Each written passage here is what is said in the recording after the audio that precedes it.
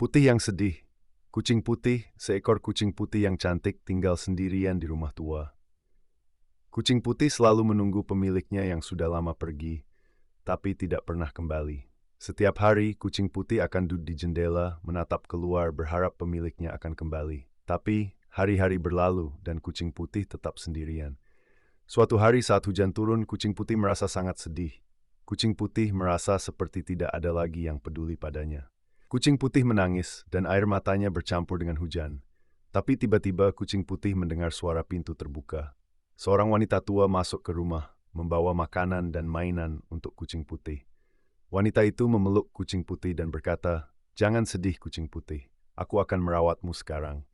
Kucing putih merasa bahagia lagi, dan kucing putih tahu bahwa kucing putih tidak sendirian lagi. Wanita itu memberi kucing putih makanan dan minuman. Kucing putih bored dan lahap. Kucing putih merasa hamburg, dan kucing putih bersin forlik bernara tarik du lidu.